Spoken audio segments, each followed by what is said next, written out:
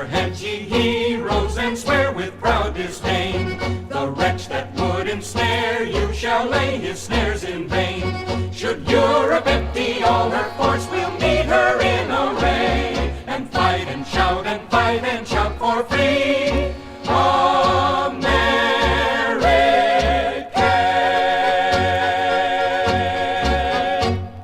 In spite of the courage and conviction of her patriots, it is one of history's miracles that America survived.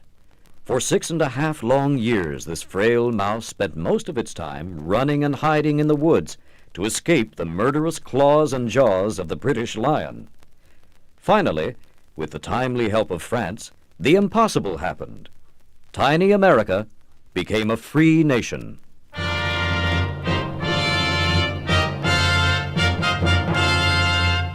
It was not unusual that George Washington, Commander-in-Chief of the American Army and the greatest hero of the war, should be chosen to be first head of state for the new nation.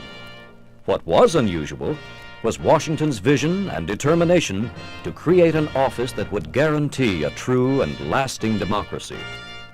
The structure and functions of the presidency were largely developed by Washington himself. The inauguration of the first president was preceded by a week of spectacular celebrations. Washington made his triumphal entry into New York for the ceremony by boat, amid colorful banners, brilliant fireworks, and booming cannons. Adding to the festivity was a march composed especially for the occasion by Philip File.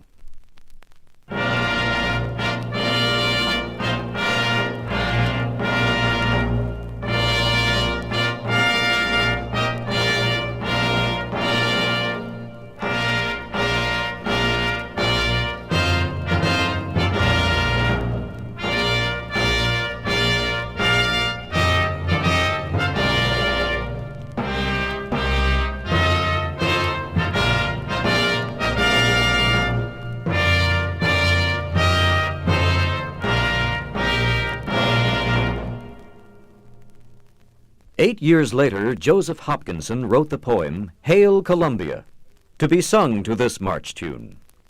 It was used as the national anthem for a number of years. Although the words to our present national anthem, the Star-Spangled Banner, were not written until 1812, its melody had come to America from England in colonial times. A poem sung to the melody was used in John Adams' campaign to become America's second president. Adams was Washington's vice president, and the final verse of this song is a tribute to both Washington and the nation's determination to remain always free. Should the tempest of war overshadow your land, its bolts could ne'er rend freedom's temple asunder, for unmoved at the portals would Washington stand, and repulse with his breast the assaults of the thunder. His sword from the sleeve of its scabbard would lead, and conduct with its point every flash to the deed. For there shall the sons of Columbia be slaves, while the earth bears a plant or the sea rolls away.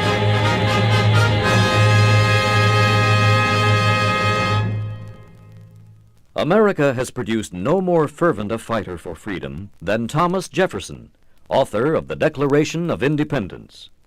A song from his presidential campaign reflects Jefferson's lifelong concern for all Americans' right to think and speak as they choose, and for their right to life, liberty, and the pursuit of happiness.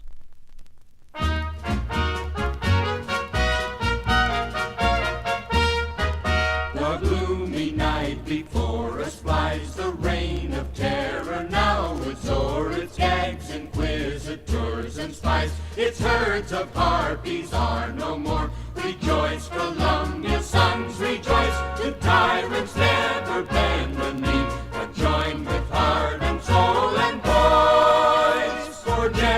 Jefferson and Liberty.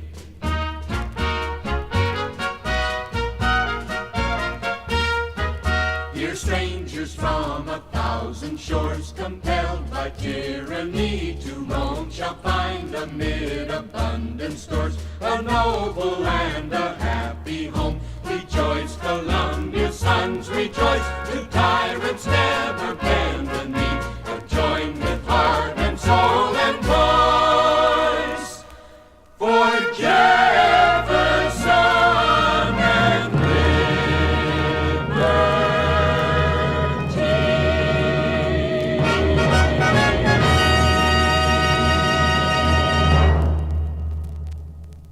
The Battle of New Orleans started Andrew Jackson on the road to the presidency. This ballad, that recalls the event with true frontier bravado, was widely used during his campaign.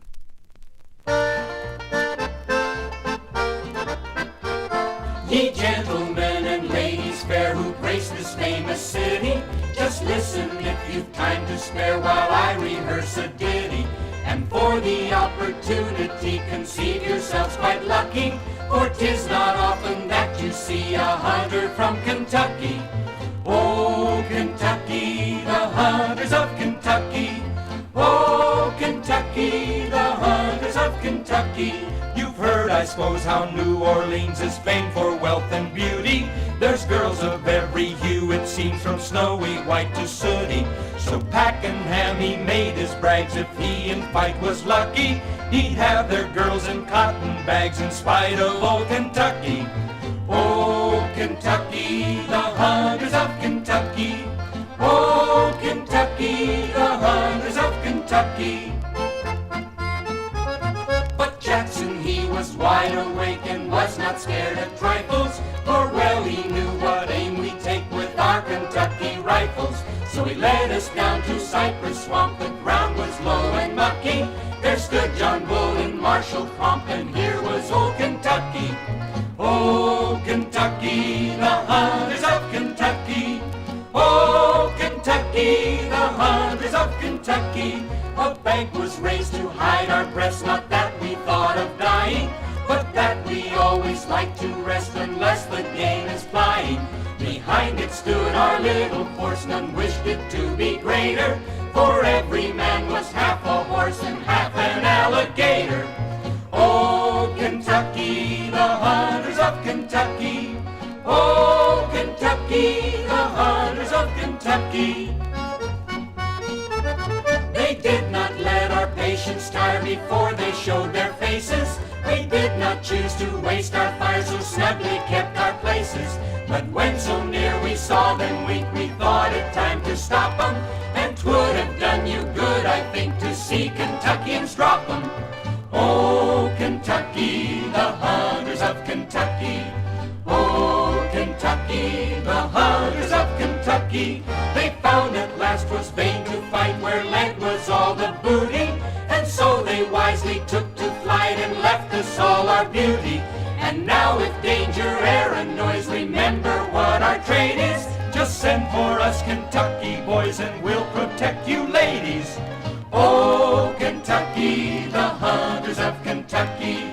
Oh, Kentucky, the hunters of Kentucky.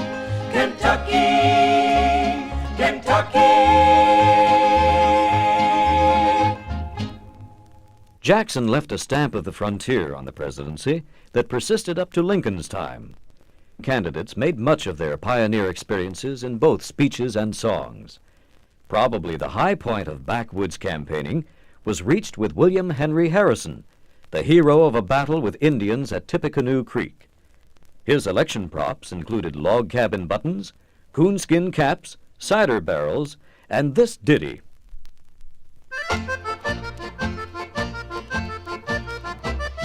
Oh, what has caused this great commotion our country through?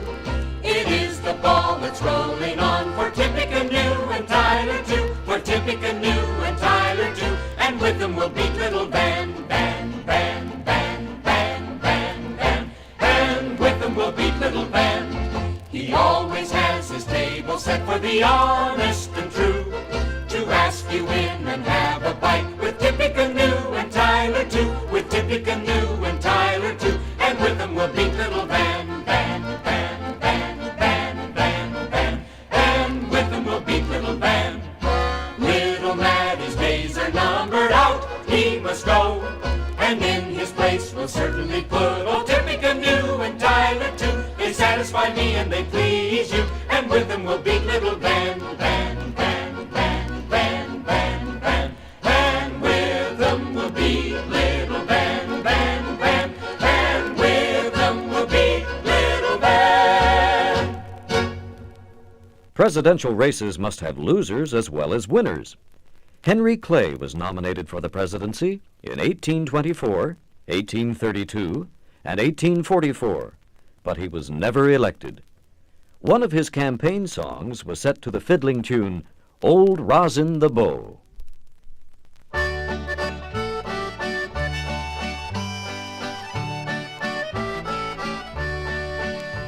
The son of a poor humble freeman in Columbia, land of the blessed, he rose mid the world's admiration. Hail, gallant old Hal of the West. His name is his country's own glory, as history will truly attest. From Maine to the far southern border, 'tis gallant old Hal of the West. So freemen, come on to the rally, this motto emblazons your crest. That lone star of hope yet is shining, it lightens the skies in the west. Heart freedom feels far in her thunder, her lightning no force can arrest. She drives the foul army asunder. Hail, gallant old Hal of the West. Stephen A. Douglas, the Little Giant, gained lasting political fame through his battles with Abraham Lincoln for an Illinois senatorial seat and, later, the national presidency.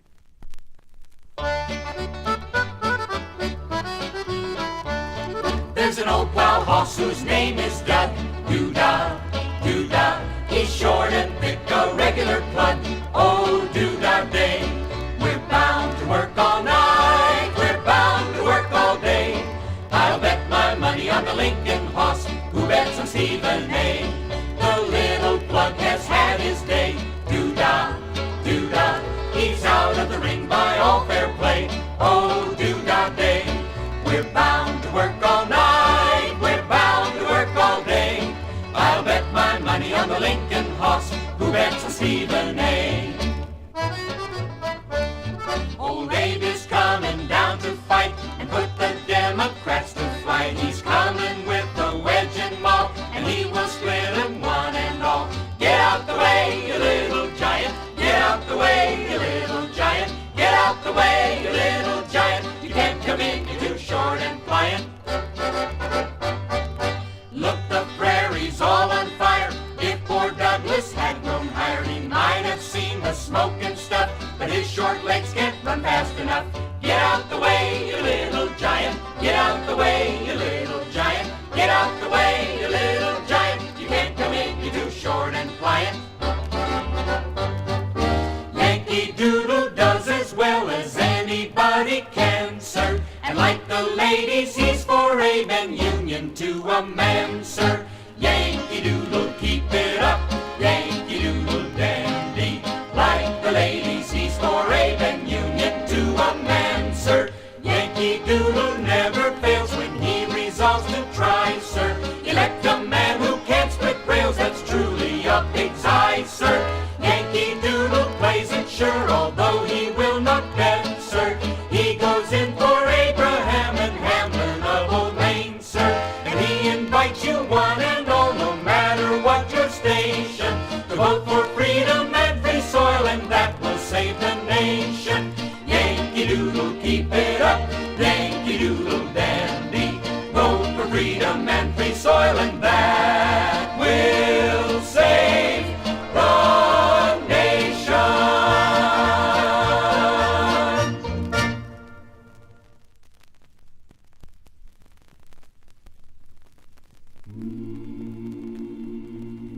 407 years ago, our fathers brought forth on this continent a new nation, conceived in liberty and dedicated to the proposition that all men are created equal. Now we are engaged in a great civil war, testing whether that nation or any nation so conceived and so dedicated can long endure. We are met on a great battlefield of that war. We have come to dedicate a portion of that field as a final resting place for those who here gave their lives that the nation might live. It is altogether fitting and proper that we should do this. But in a larger sense, we cannot dedicate, we cannot consecrate, we cannot hallow this ground. The brave men, living and dead, who struggled here, have consecrated it far above our poor power to add or detract. The world will little note nor long remember what we say here, but it can never forget what they did here. It is for us, the living, rather to be dedicated here to the unfinished work which they who fought here have thus far so nobly advanced.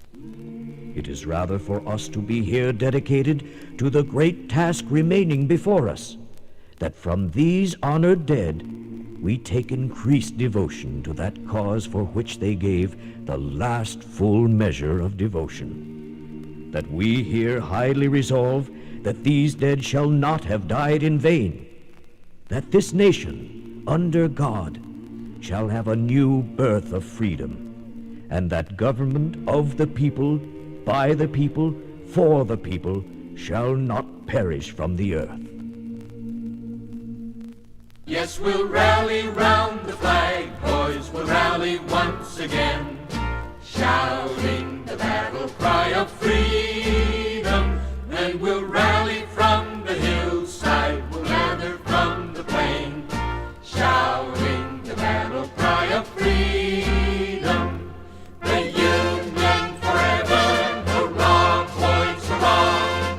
Down with the traitor, up with the star, while we rally round the flag, boys, rally once again, shouting the battle cry of freedom. We will welcome to our numbers the loyal, true, and brave, shouting the battle cry of freedom. And although they may be poor, not a man shall be a slave, shouting the battle cry of freedom. The Union forever, hurrah, boys, hurrah! Down with the traitor, up with the star, while we rally round the flag, boys, rally once again, shouting the battle cry of freedom.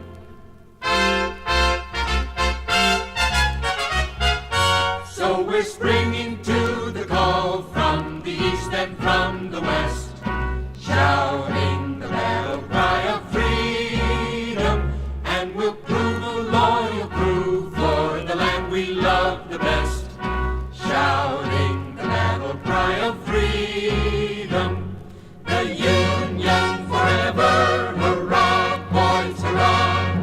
Down with the traitor, up with the star, while we rally round the flag, boys, rally once again, shouting the battle cry of freedom, of freedom, of freedom, of freedom.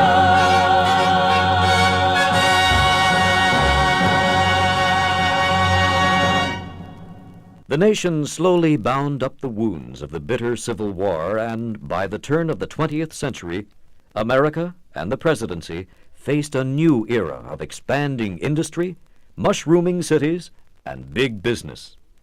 The old rural agricultural way of life represented by the People's Party, the popocrats of this song, was rapidly being replaced.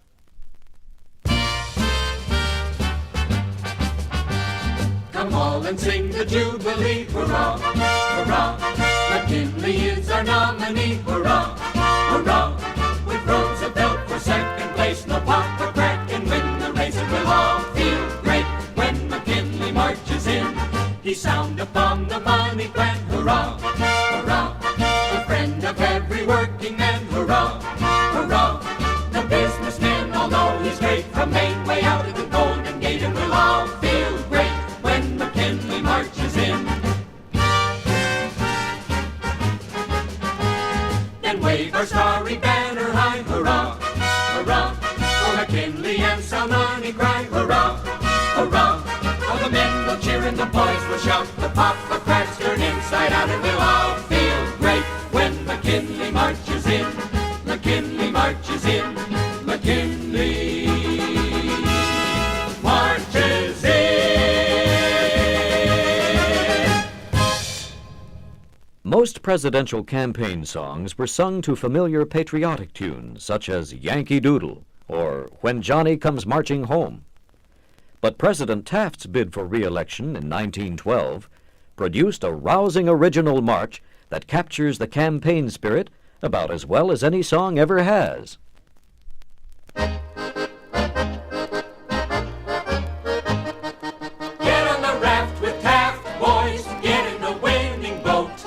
The man worthwhile with the big black smile will get the honest vote. He'll save the country, sure, boys, from every kind of graft. So all join in, we're sure to win. Get on the raft with Taft. The time has come, the fight is on. We picked the man to run. A second term, we're standing firm for Ohio's worthy son.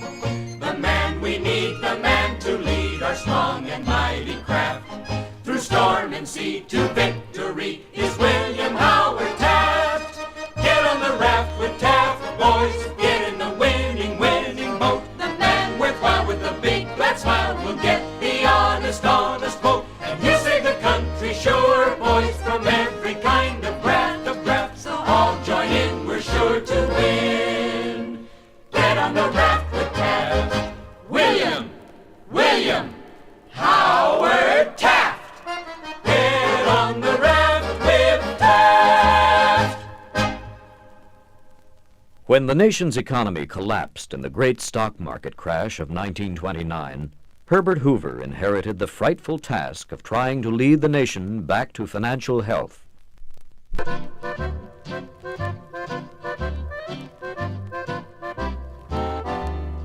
Just around the corner, there's a rainbow in the sky. So let's have another cup of coffee, and let's have another piece of pie. Trouble's just a bubble, and the clouds will soon roll by. So let's have another cup of coffee, and let's have another piece of pie. Let a smile be your umbrella, for it's just an April shower. Even John D. Rockefeller is looking for the silver lining. Mr. Herbert Hoover says that now's the time to buy. So let's have another cup of coffee, and let's have another piece of pie. Let's have another cup of coffee. But as things got steadily worse, it was obvious that an extra cup of coffee or two would not do the trick. In 1932, Franklin D. Roosevelt made his bid to lead the nation out of depression to the tune of this confidently optimistic song that has been used ever since as a rallying cry by the Democratic Party.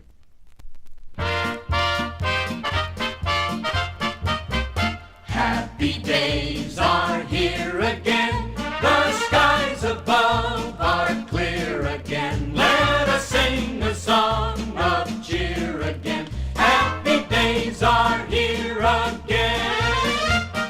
All together shout it now.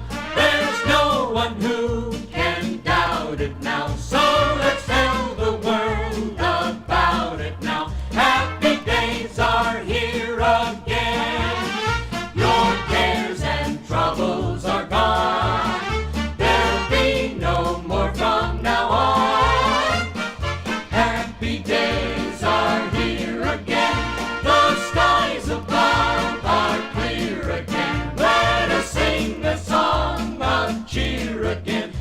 happy days are here again.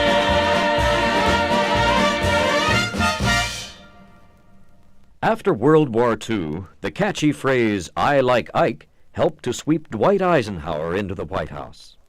The famous composer of God Bless America, Irving Berlin, composed a song around the slogan.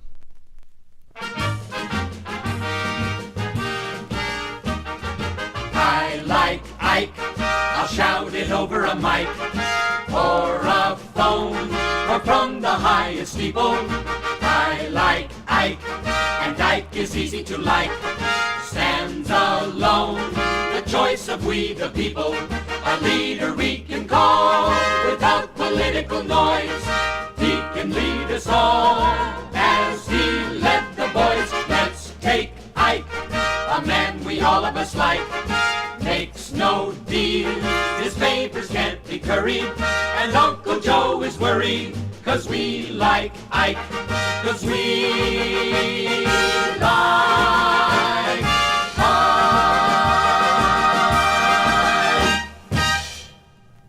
John F. Kennedy was the youngest American president in history, and his administration brought a youthful spirit and enthusiasm to the entire nation. When his life was snuffed out so tragically, friends remembered that one of his favorite songs was Camelot. Somehow the song captures the spirit of President Kennedy, who brought a fleeting wisp of glory into the lives of his countrymen.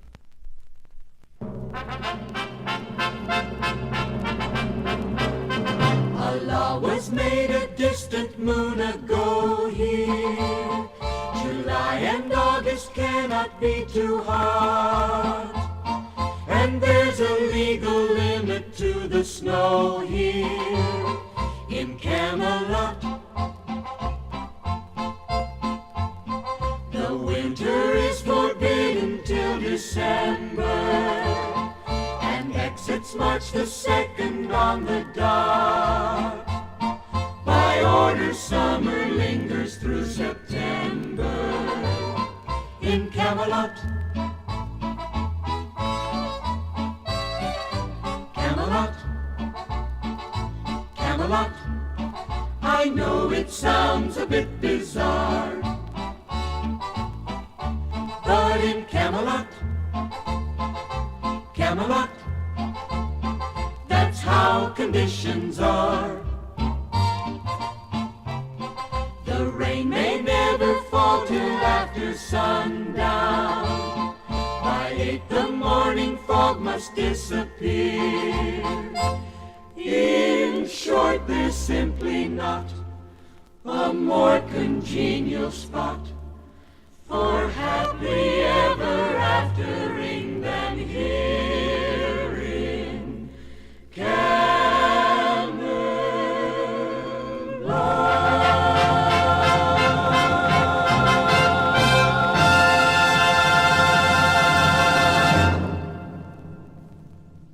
The American presidency is the most powerful and the most respected governmental office in the world.